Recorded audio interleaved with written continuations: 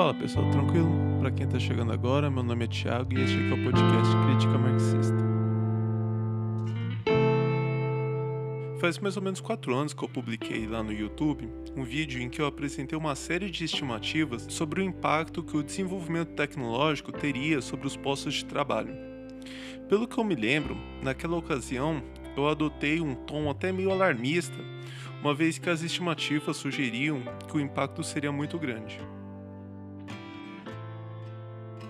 E com grande impacto, eu me refiro à possibilidade de uma massiva eliminação de postos de trabalho, principalmente trabalhos mais operacionais.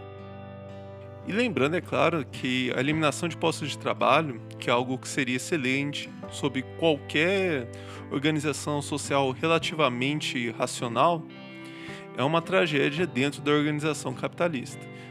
Por isso eu estou dizendo que era um tom alarmista. Mas nessa linha, nos últimos meses, a gente vem sendo bombardeados quase que diariamente por uma série de análises sobre o ChatGPT. Só que o que poderia ser uma simples continuidade daquilo que já era falado quando eu gravei o vídeo há 4 anos atrás, na realidade apresenta uma importante diferença. Muitas análises têm indicado a possibilidade do chat e outras inteligências artificiais, AIs, favorecerem a eliminação de postos de trabalho que demandam maior qualificação. Ou seja, o que estaria em jogo não seriam os postos mais operacionais.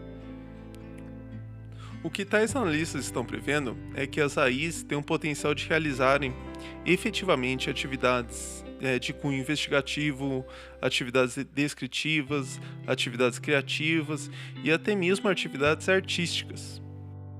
E, portanto, colocariam em risco empregos na área jurídica, na área médica, na área administrativa e também na área artística. Então, depois de ter passado alguns meses anunciando, finalmente chegamos ao episódio em que vamos conversar sobre o impacto das inteligências artificiais. Que é bom ressaltar, vão muito além do ChatGPT. O ChatGPT é apenas uma delas, como a gente vai ver na sequência.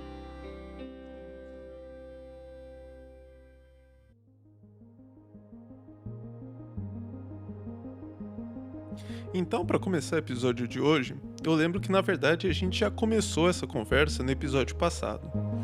Nele, eu já falei um pouco sobre os atuais limites do ChatGPT, mas também a gente viu algumas coisas positivas. E com coisas positivas eu estou falando algumas qualidades, potencial para realizar algumas atividades.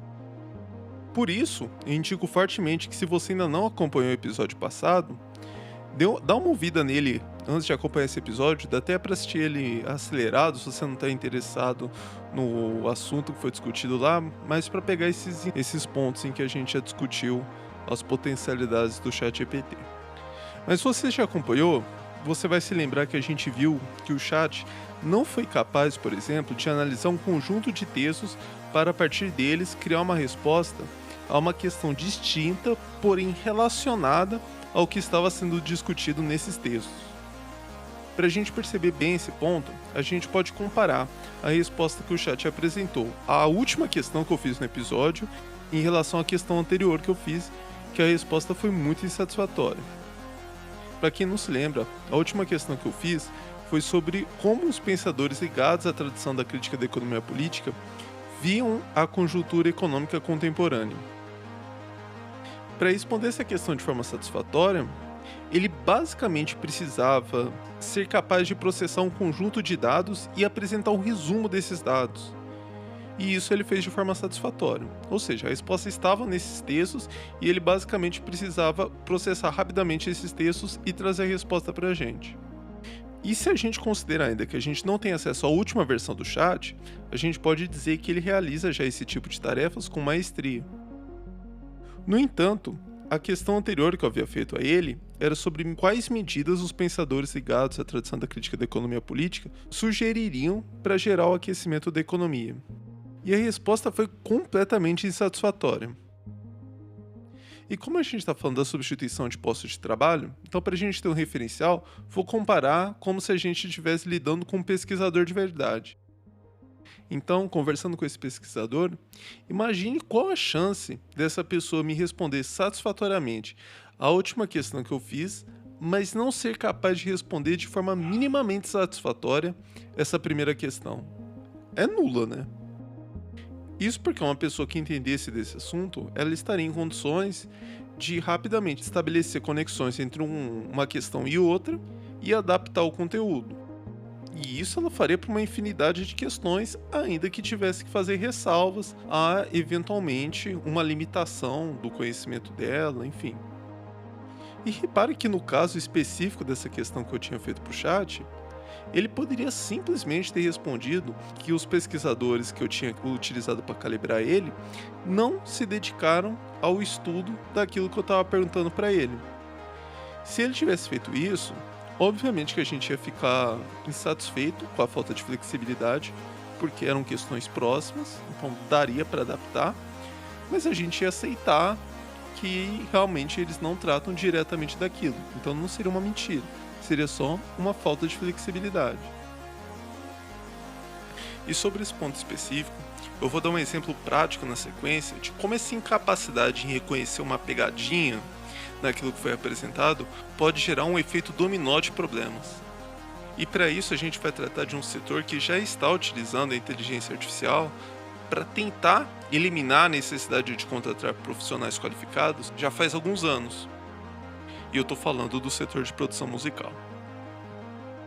Mas só para a gente fechar primeiro esse tópico, é importante a gente esclarecer que o chat não é capaz, ou ainda não é capaz, de estabelecer conexões novas. O que ele é capaz de fazer é reproduzir conexões que já foram estabelecidas. E isso ele inclusive faz com maestria. O fato inclusive de se articular por meio de texto já é um excelente exemplo disso. Se expressar por meio de um texto pressupõe estabelecer conexões entre palavras, enfim. E inclusive, até agora, eu nunca vi um caso de uma escrita nonsense dele, que é o que acontecia, por exemplo, ou às vezes ainda acontece, faz tempo que eu não testo, com o Google Tradutor. Você pedia para ele traduzir um texto lá e de repente ele buscava um significado da palavra que não fazia sentido naquele trecho, ou o trecho ficava com uma escrita meio bizarra, enfim, algumas coisas não faziam sentido. Então reparem bem que quando eu estou dizendo que o chat tem limites, eu não estou dizendo que ele não tem potencial para eliminar postos de trabalho. Eu só estou delimitando o campo em que ele atualmente é capaz de atuar. E para vermos melhor isso, a gente vai até para esse caso prático que eu já comentei.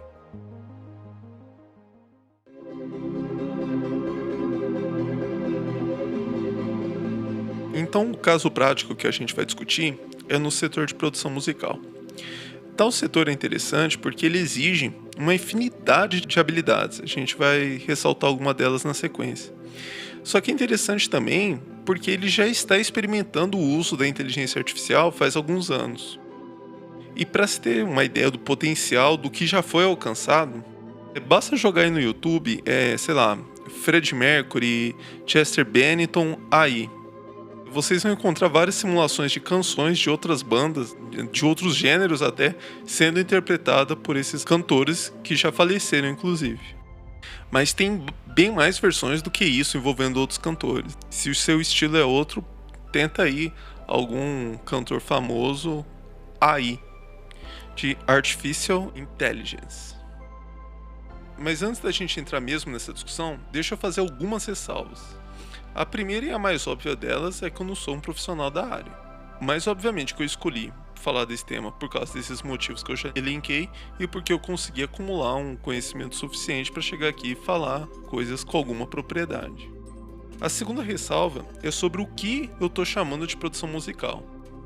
Com produção musical, eu estou me referindo especificamente às etapas que em tese são menos artísticas do processo, mas que ainda assim tem uma forte conexão com as etapas que seriam mais artísticas do processo, composição principalmente. Então, a gente vai tratar aqui das etapas de gravação, mixagem e masterização. Então a gente não vai discutir, por exemplo, se a inteligência artificial é capaz de compor. Só um parênteses, para mim, que eu tenho uma influência bem lucasiana quando se trata do que é arte, discutir se a inteligência artificial é capaz de compor é até um absurdo. Aí ela pode replicar uma composição, uma interpretação, mas compor algo realmente artístico é algo que só pode ser feito por humanos, porque a arte é uma atividade essencialmente humana. Mas enfim, tem gente muito mais qualificada para falar disso com mais propriedade.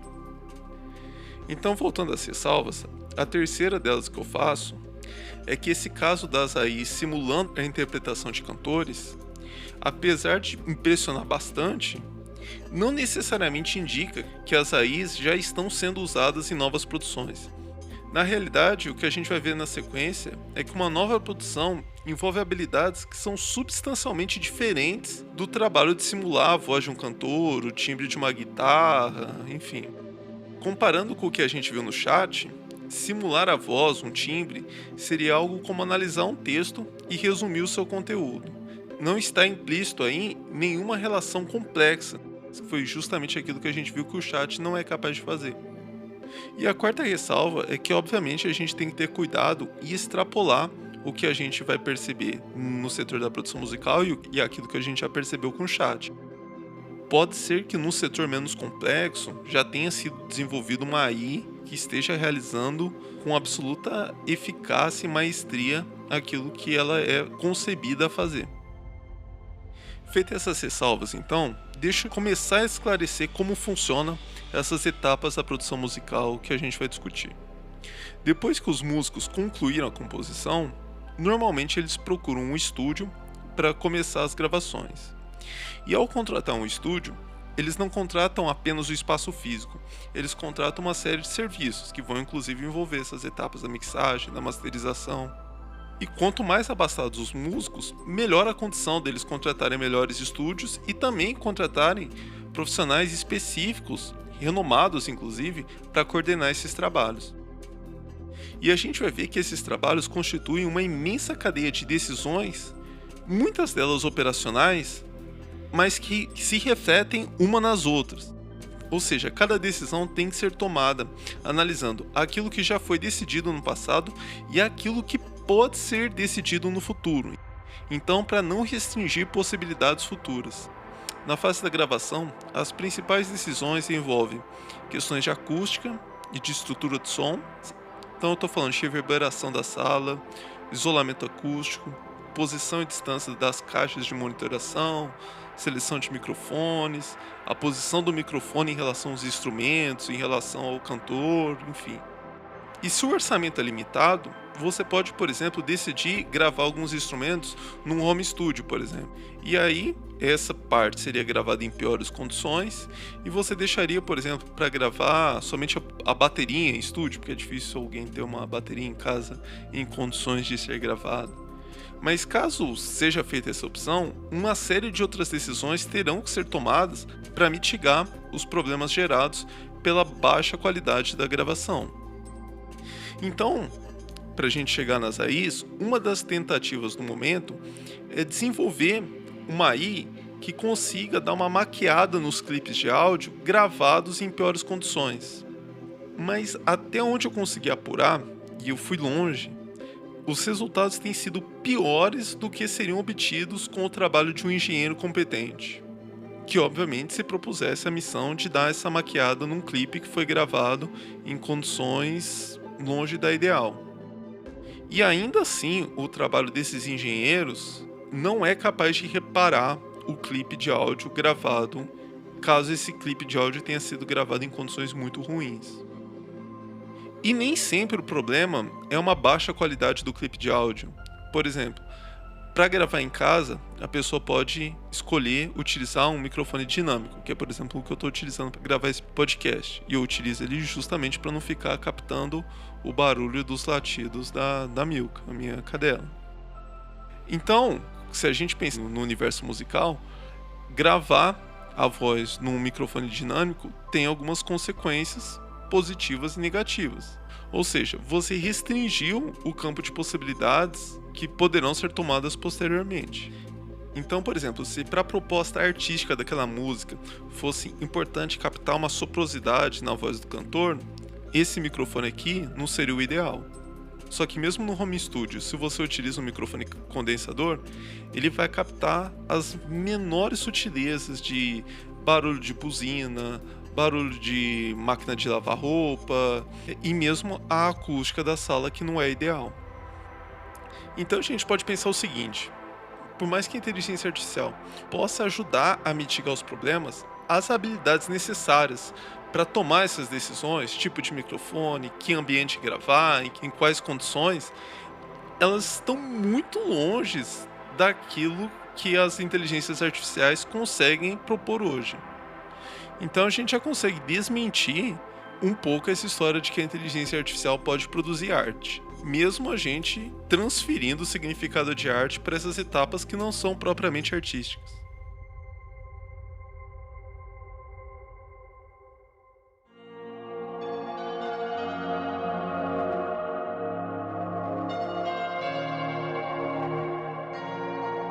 Mas se eu tivesse que fazer a defesa do poder atual das inteligências artificiais, eu diria que até agora a gente olhou somente para decisões que envolvem questões mais analógicas do que questões digitais. E que no futuro as AIs poderão até eliminar um pouco a necessidade desses processos mais analógicos. Então agora a gente vai analisar as etapas propriamente digitais e ver como que as AIs têm se saído nelas.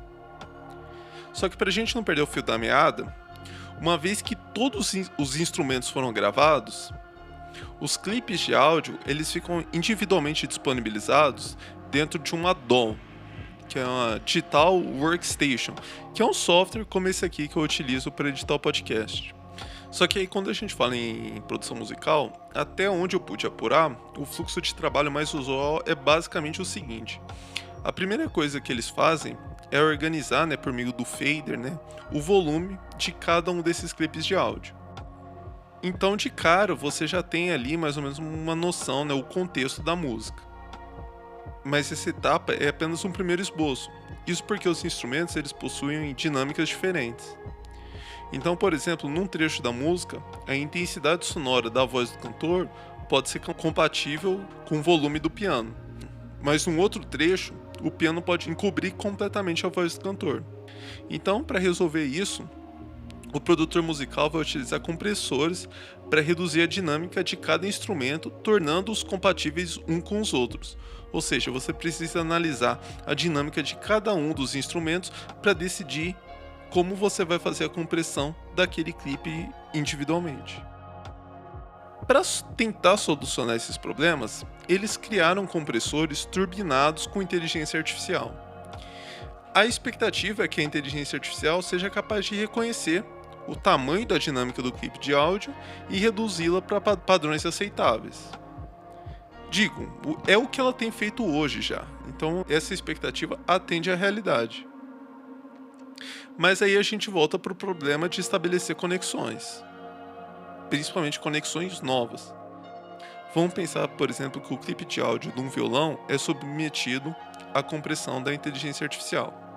Aí, olhando para a base de dados dela, ela percebe que a dinâmica aceitável para um violão é de uns 10 decibéis.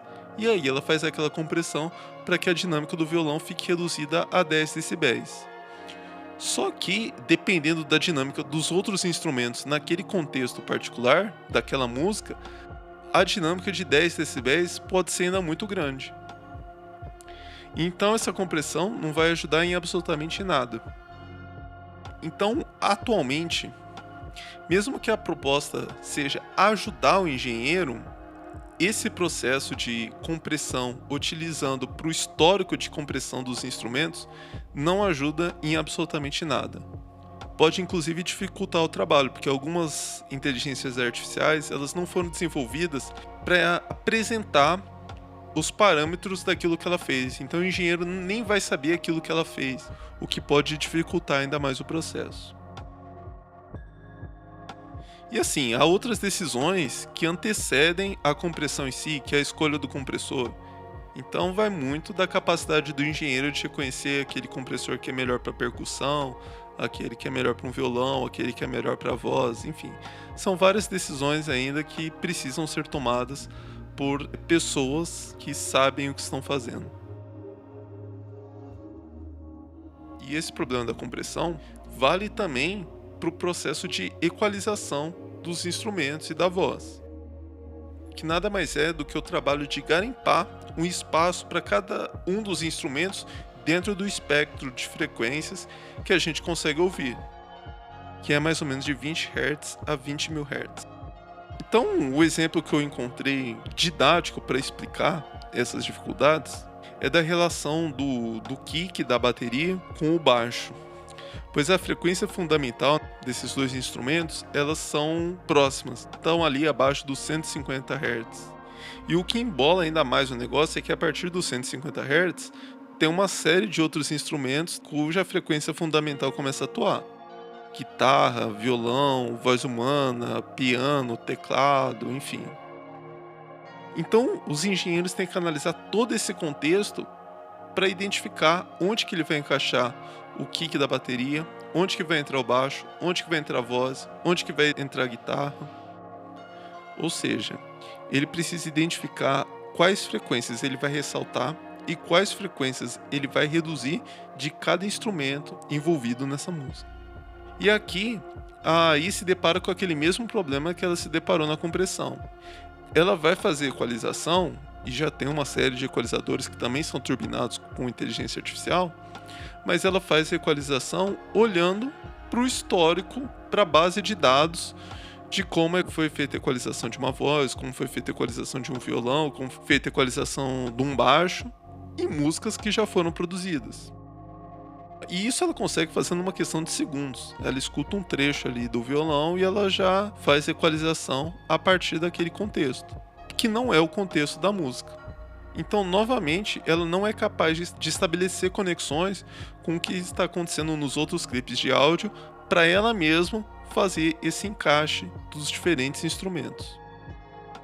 Então, assim, hoje, se você não tem conhecimento de como funcionam essas coisas, o melhor que você pode fazer é pedir para submeter esses clipes de áudio à AI e torcer para que essa equalização que ela fez, baseado no histórico de equalizações que foram feitas em músicas já produzidas, sirva também para sua produção musical. Mas aí eu volto a repetir aquela questão. Se produzir uma música dessa forma, você está realmente ressaltando o potencial artístico dela? E nesse caso ainda tem um problema adicional. E esse eu mesmo testei. Eu submeti aí um clipe de áudio que não tinha sido comprimido. Então era um clipe de áudio com muita dinâmica. A AI que eu tenho aqui à minha disposição, ela faz o reconhecimento de apenas um trecho da música, só que aí ela faz equalização de toda a música. O que aconteceu foi o seguinte: o trecho que ela reconheceu, ela fez uma equalização ok. Só que os trechos em que a dinâmica era muito diferente, então subia, 10 decibéis, reduzia 10 decibéis em relação àquele trecho que ela tinha utilizado para ser calibrada, esses trechos ficaram distorcidos.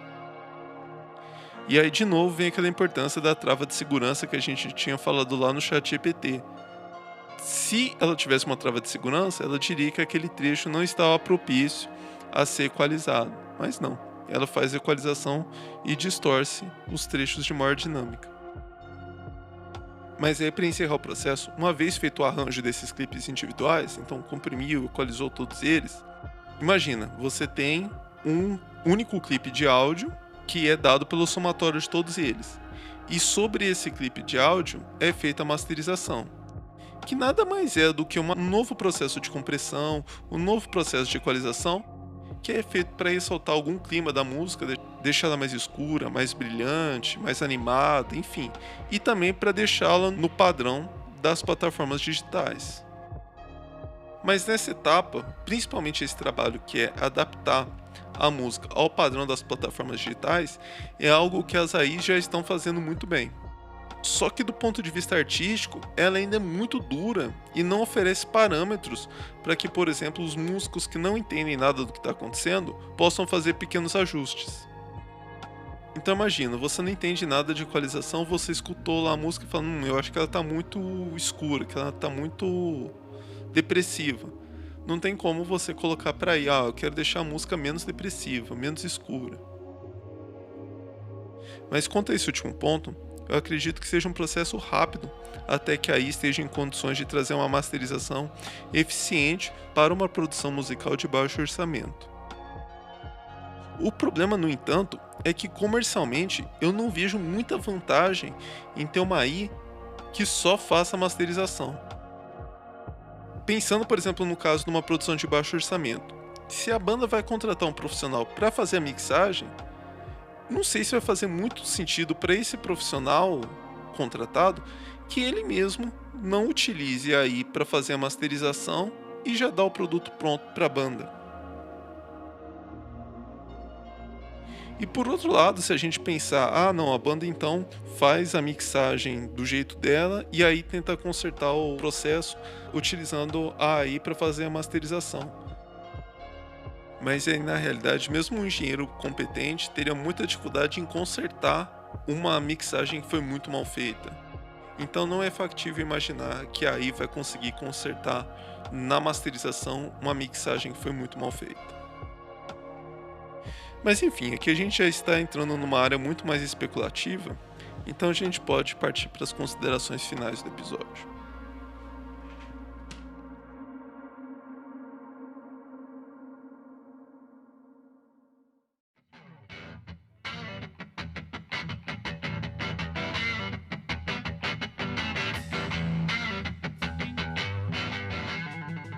Fazendo um balanço do que a gente viu hoje e no episódio passado, eu diria que o primeiro ponto de destaque é que, por mais que o desenvolvimento da inteligência artificial seja impressionante, as previsões mais alarmistas ainda parecem distantes da realidade. A gente viu que tanto o ChatGPT quanto as AIs aplicadas na produção musical ainda são muito falíveis e não possuem travas de segurança. Ou seja, se elas são utilizadas por um usuário que não entende nada do assunto, ele pode facilmente incorrer em erros magníficos e chegar num produto final de péssima qualidade. Então, por hora, pela nossa amostra, parece muito forçado dizer que a inteligência artificial está colocando em risco o emprego de profissionais qualificados. O segundo ponto é que, tentando identificar tendências, o que parece mais possível no momento é que a inteligência artificial alcance dentro de alguns anos a capacidade de auxiliar esses profissionais qualificados e desse modo colocaria em risco o trabalho de profissionais que assessoram esses profissionais qualificados. Então, partindo para um exemplo diferente daquilo que a gente discutiu até agora, vamos pensar no caso de um escritório de advocacia. Ao invés de um advogado contar com uma equipe de assistentes que ficariam responsáveis por fazer uma primeira análise dos processos e esboçar uma peça, o advogado pode reduzir essa equipe e inserir o ChatGPT no fluxo de trabalho. Eu estou imaginando, por exemplo, que os assistentes não teriam mais o trabalho de redigir a peça. Eles analisariam o processo, forneceriam os elementos para o chat ou para uma inteligência artificial designada especificamente para isso, que é muito mais provável, e esta sim elaboraria a peça. No caso da produção musical, o que parece se insinuar no horizonte é a inteligência artificial assumindo o papel de uma solução de baixo custo e também baixa qualidade para quem não pode contratar um produtor renomado. Então a gente pode antever esses dois padrões sendo seguidos por demais setores. Obviamente que aqui a gente está fazendo uma extrapolação. Mas se a gente pensar principalmente no setor de serviços, ou naquele setor que oferece um produto que na verdade é um meio para a realização de uma outra atividade, estou falando em escritórios de contabilidade, escritórios de publicidade, enfim. Eles parecem setores em que a inteligência artificial pode ser rapidamente incorporada, mas com essas ressalvas que eu acabei de fazer. Bom, mas por hoje a gente fica por aqui. Eu reforço o convite para acompanhar a nossa série sobre as grandes corporações, a qual eu ainda vou dar sequência. E no mais é isso, um abraço e até a próxima.